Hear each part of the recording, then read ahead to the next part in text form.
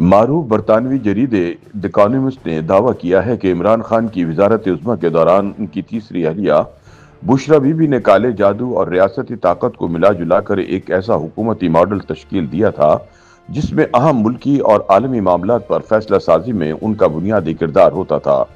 اس دور کی فیصلہ سازی میں روحانی اشاروں اور خوابوں کو حکومتی فیصلہ سازی میں حد سے زیادہ اہمیت دی جاتی رہی۔ رپورٹ میں دعویٰ کیا گیا ہے کہ حکومتی اور ذاتی معاملات میں بشرا be be if Pinky Perini کا اثر و رسوخ حد سے زیادہ تھا۔ وزیر اعظم کی ملاقاتوں، سرکاری فیصلوں اور حتیٰ کہ ان کا سفری شیڈول بھی بشرا بی بی کی منظوری سے طے ہوتا تھا۔ دی اکانومسٹ کی رپورٹ میں دعویٰ کیا گیا کہ عمران خان کی وزارت عظمیٰ کے دوران بنی گالہ میں ہونے والی پیری فقیری، روحانی رسومات اور کالے جادو سے پارٹی حلقوں میں تشویش پیدا ہو گئی تھی۔ اسی بنیاد پر عمران کے کچھ قریبی ساتھی ان سے کچھ دور بھی ہو گئے تھے۔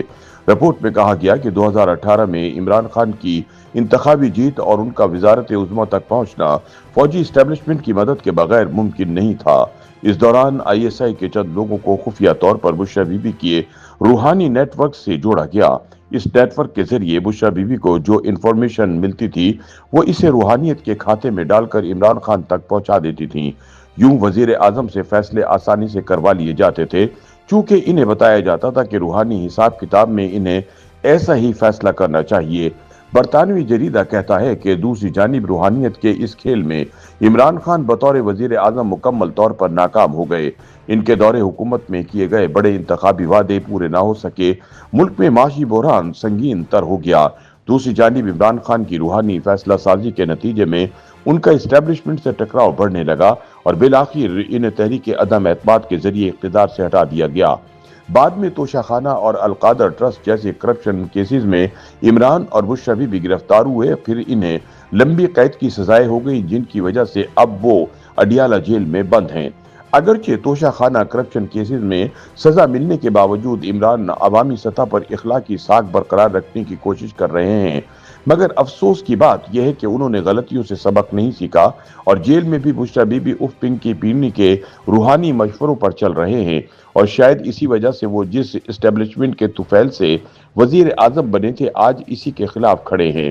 دی اکانومسٹ کی رپورٹ کے مطابق عمران خان نے پی ٹی آئی کو بدعنوانی کے خلاف ایک عوامی پلیٹ فارم کے طور پر پیش کرتے ہوئے پاکستان کو اسلامی فلاحی ریاست بنانے کا وعدہ کیا تھا۔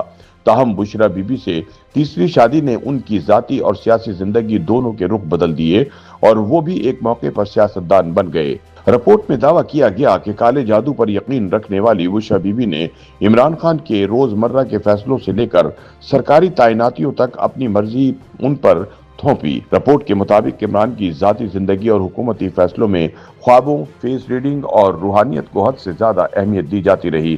اس کے علاوہ عمران خان کے سابق ملازمین نے دعویٰ کیا کہ بنی گالہ میں گوشت، جانوروں کے سروں اور کلیجی کے ذریعے بدروحوں سے نجات دلانے کے لیے عملیات کیے جاتے تھے، جس سے ہر جانب توہم پرستی پھیل گئی۔ دی اکانومسٹ کی رپورٹ میں عمران کابینہ کے ایک سابق رکن کے حوالے سے کہا کہ حکومتی معاملات میں بشرا بی بی کا مکمل کنٹرول تھا۔ عمران خان کے ساتھ ملاقاتیں، سرکاری امور اور یہاں تک کہ پروازوں کے اوقات بھی بشرا بی بی کی منظوری سے طے پاتے تھے۔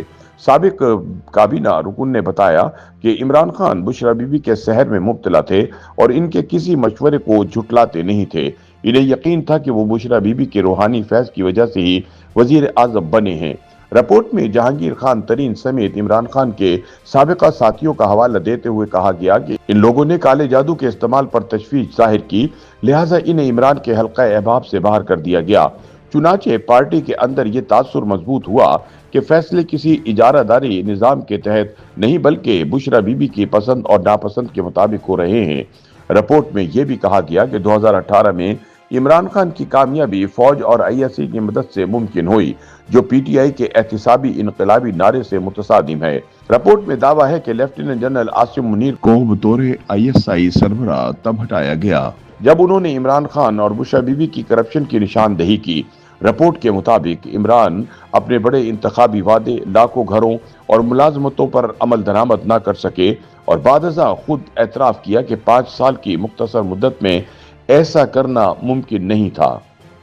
YouTube पर गूगली न्यूज देखने के लिए youtube.com की सर्च बार में गूगली न्यूज टीवी टाइप करें। गूगली न्यूज के पेज पर सुर्ख रंग के सब्सक्रिप्शन वाले बटन पर क्लिक करना ना भूलिए। YouTube पेज पर अपलोड होने वाली वीडियोस से बाखबर रहने के लिए बेल आइकन पर क्लिक कीजिए। आपको हर नई वीडियो के बारे में नोटिफिकेशन मौसूल हो जाएगा।